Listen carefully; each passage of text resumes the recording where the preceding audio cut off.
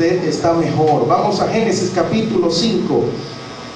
Lo tienen, versículo 21 en adelante. Leemos en nombre del Padre, del Hijo y del Espíritu Santo. Amén. Vivió Enoc 65 años y engendró a Matusalén. Después que engendró a Matusalén, caminó Enoc con Dios 300 años. ¿Cuántos años? 300. Y engendró hijos e hijas. Así todos los días de Enoc fueron 365 años. Caminó pues Enoc con Dios y desapareció porque lo llevó Dios. ¿Quién lo llevó? Dios. Gracias por tu palabra, Señor. ¿Puede acomodarse? Yo quiero hablar, según el Espíritu Santo me permita, sobre el tema caminando con Dios. Caminando con Dios. ¿Cuál es el tema? Caminando con Dios. Caminando con Dios. ¿Puede decírselo al hermano que está a su lado? Caminando con Dios. ¿Caminas con Dios? Pregúntale, ¿caminas con Dios? ¿Estás caminando con Dios? Mucho se ha hablado de esta historia. Se ha escuchado muchos mensajes sobre la vida de Enoc, muchas palabras, muchas enseñanzas sobre la vida de Enoc. Pero en esta noche yo quiero hablar de corazón a corazón, según el Espíritu Santo así quiera, sobre caminando con Dios. Esta frase, esta historia que leímos de este personaje, que dice la Biblia ya en el libro de Judas, en su versículo 7, que Enoc fue séptimo desde Adán, el séptimo ser humano desde Adán.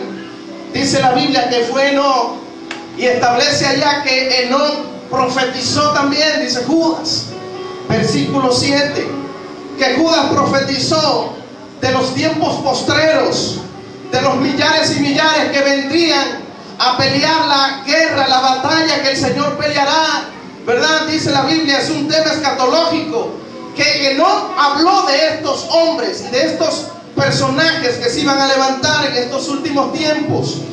Y Enoc, dice la Biblia, que profetizó en contra de esto, que millares y millares de ángeles iban a pelear con el Señor, ¿verdad? Aquella gran batalla. Muchos dicen que esto probablemente se refiere a la batalla de Armagedón, otros dicen que se refiere a la batalla de allí de los últimos tiempos, allá después del milenio. Pero ese no es el tema que nos atañe en esta noche, sino más bien que cómo la Biblia agarra aquí a Enoc y hace una separación entre los primeros 65 años de Enoc y luego los 300 años. Los personajes de aquella época vivían muchos años.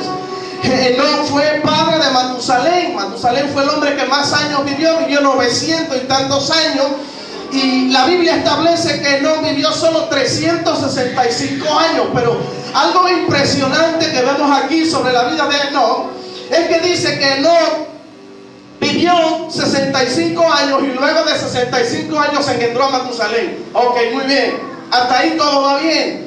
Pero luego dice el versículo 22 que después que engendró a Enoc, después que engendró a Matusalén, caminó Enoc con Dios 300 años y engendró hijos e hijas. ¿Por qué razón la Escritura hace como una separación entre los primeros 65 años de Enoc y luego los otros 300 años? ¿Por qué después que engendró a Matusalén establece un parámetro allí la Biblia que entonces allí caminó con Dios? Aparentemente los primeros 65 años no caminó con Dios. Luego dice que engendró a Matusalén y dice, después que engendró a Matusalén, caminó Enoc con Dios. Aleluya, gloria a Dios. Parece que los primeros 65 años Enoc no tenía esa relación con Dios. Parece que los primeros 65 años Enoc no conocía la intimidad con Dios. Parece que en esos 65 primeros años de su vida Enoc vivía quizás su vida, la vida loca, su vida a como a él le diera y le antojara la voluntad. Parece ser que Enoc no se dejaba dirigir su voluntad por Dios. establece que fue después, precisamente después que engendró a su hijo Matusalén. Aparentemente tuvo Enoc algún encuentro con Dios que marcó un antes y un después en su historia. Marcó un antes y un después en sus 365 años.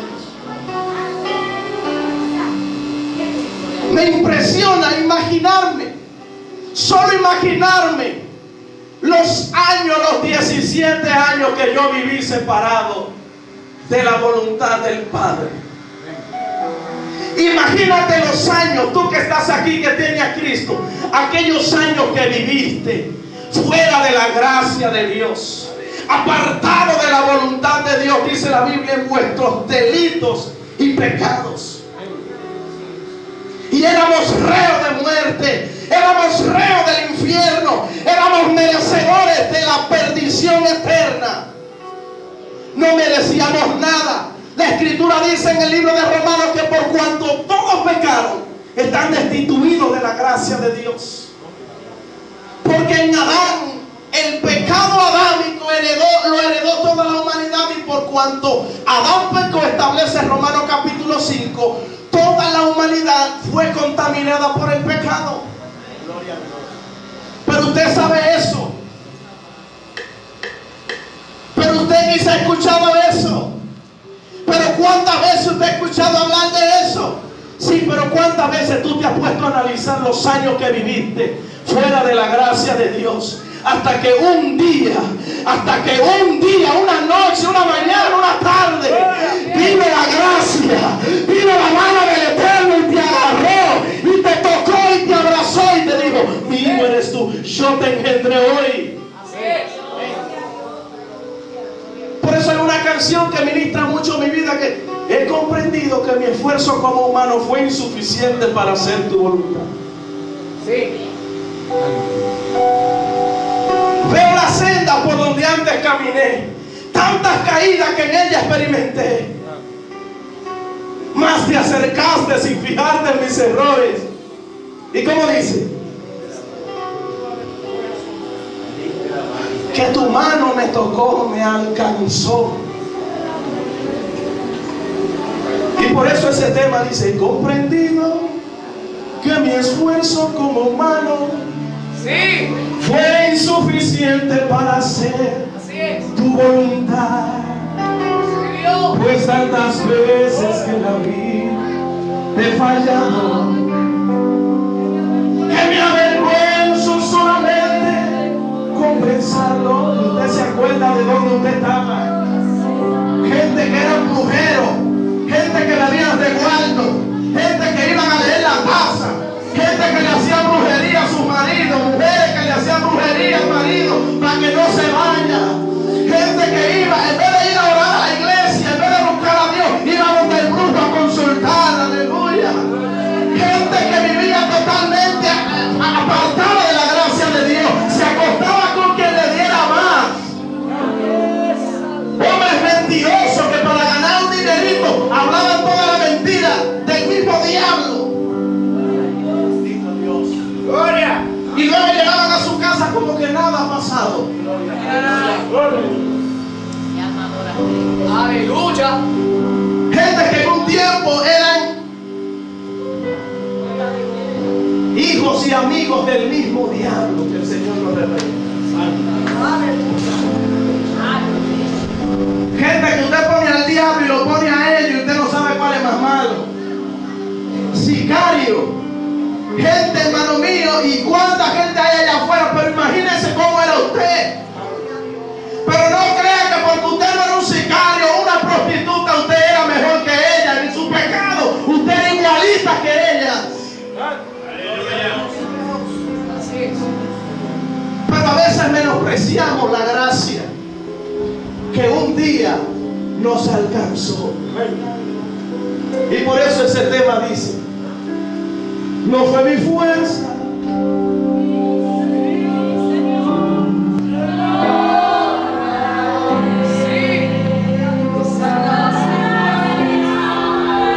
superable, tu fuerte brazo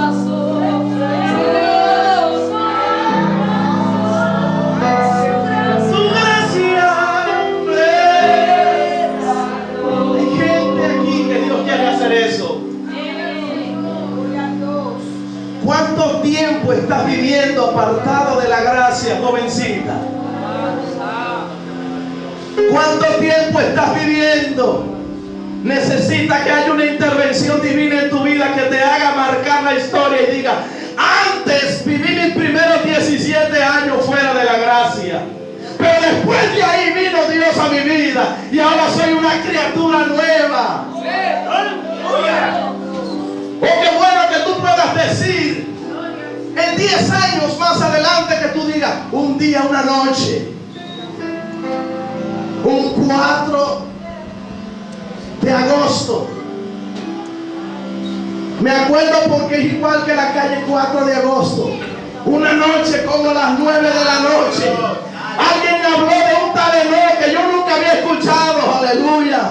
Alguien habló de que no tuvo un hijo y después caminó 300 años con Dios, y ese día Dios llegó a mi vida, y ese día el Espíritu Santo tocó mi corazón.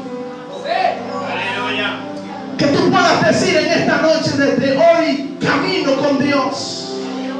¿Qué pasó en la vida de Enoc? ¿Qué aconteció en la vida de este hombre